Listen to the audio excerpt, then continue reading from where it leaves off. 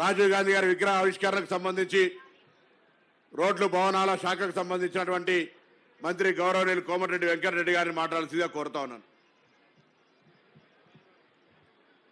మన ప్రియతమ నాయకులు దివంగత మాజీ ప్రధానమంత్రి రాజీవ్ గాంధీ గారి విగ్రహ ప్రతిష్ఠ కార్యక్రమానికి ముఖ్య అతిథిగా విచ్చేసి విగ్రహాన్ని ప్రతిష్ఠించిన గౌరవ ప్రియతమ ముఖ్యమంత్రి రేవంత్ రెడ్డి గారు, ఇన్ఛార్జ్ మినిస్టర్ పొన్నం ప్రభాకర్ గారికి, పిసిసి అధ్యక్షులు సోదరుడు మహేష్ కుమార్ గౌడ్ గారు, వేదిక మీద ఉన్న నా సహచర మంత్రివర్యులకు, ప్రియమైన ఎమ్మెల్యేలకు, ఎమ్మెల్సీలకు, ఎంపీలకు, తెలంగాణ కాంగ్రెస్ పార్టీ నాయకులందరూ కూడా నమస్కారం తెలియజేసుకుంటూ, నిజంగా ఈరోజు మన దేశాన్ని 21st సెంచరీకి తీసుకుపోవాలని చెప్పి ఆలోచన చేస్తూ దేశ ఐక్యత కోసం ప్రాణాలు వదిలిపెట్టిన నాయకుని విగ్రహం నిజంగా ఆ విగ్రహాన్ని చూస్తే సజీవంగా ఉన్నట్టే కనిపిస్తుంది. ఈరోజు ఆలోచన చేసి ఇక్కడ విగ్రహాన్ని ఏర్పాటు చేయడానికి మా R&B శాఖ ఆదేశాలు ఇచ్చిన గౌరవ ముఖ్యమంత్రి గారికి ముందుగా కృతజ్ఞత తెలియజేసుకుంటూ, అలాంటి నాయకుడు దేశం కోసం తల్లిని పోగొట్టుకున్నాడు, ఆయన ప్రాణాలు వదిలిపెట్టిన దేశం కోసం.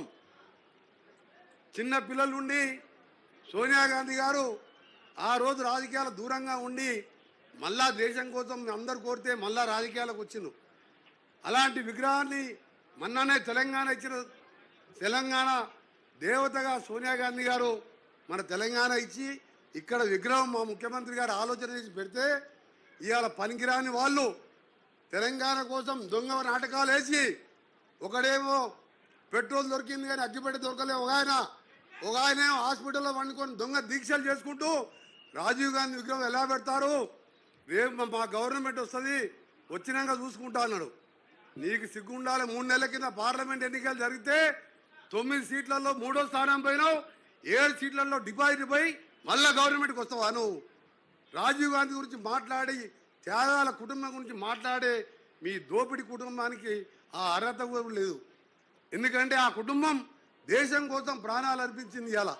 ఇవాళ తెలంగాణ పిల్లలు చనిపోతుంటే 20 స్థానాలున్న ఆంధ్రప్రదేశ్లో ఒక వార్డు మెంబర్ లేకున్నా పార్టీని పోగొట్టుకొని తెలంగాణ ఇస్తే ఇవాళ అలాంటి సోనియా గాంధీ గారి భర్త మాజీ ప్రధానమంత్రి 18 సంవత్సరాలకే ఓటు హక్కు కల్పించి యువత ఓటుతోనే దేశం మలుపు తిరుగుతుందని చెప్పి ఆలోచన చేసిండు.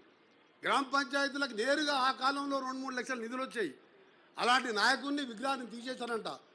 మిస్టర్ కేటీఆర్, కొద్దిగా నీ మానసిక పరిస్థితి కూడా మాకు డౌట్ అనిపిస్తున్నది. 16 సీట్లలో నువ్వు ఓడిపోయినా కానీ మళ్ళా గవర్నమెంట్ వచ్చే ఆలోచన ఉందంటే నీ ఆరోగ్యం కూడా డాక్టర్లతో చెక్ చేసుకోవాలని ఎక్కువ మాట్లాడకుండా, ఎందుకంటే పొద్దున ఆ మాట చూసిన తర్వాత నీ నల్గొండలో ఉండి అక్కడనే మాట్లాడినా బాధ అనిపిస్తున్నది. ఆ కుటుంబం గురించి మాట్లాడుతుంటే ఒక ఆయనేమో పెద్ద మంచి సాగు నోట్ల తలకాయ పెట్టుకొచ్చినాను, పిల్లలేమో చచ్చిపోయిన 1100 మంది, ఈయనేమో సాగు నోట్లు పెట్టి బయటకు దుంగొచ్చింది. దొంగ కుటుంబం.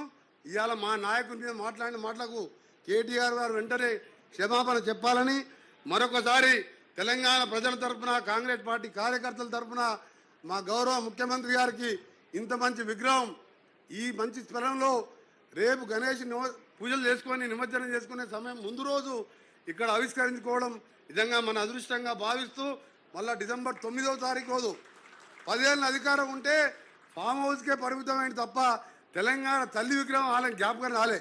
మొన్ననే ముఖ్యమంత్రి గారు శంకుస్థాపన చేసిండు. డిసెంబర్ 9వ రోజు ఇదే సెక్రటరియట్లో ఆవిష్కరించుకోబోతున్నాం.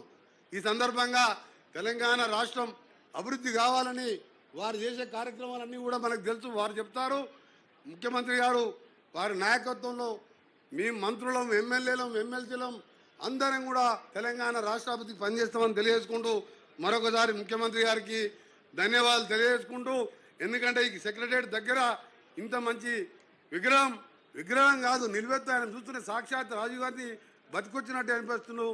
అందరికీ ధన్యవాదాలు. నమస్కారం.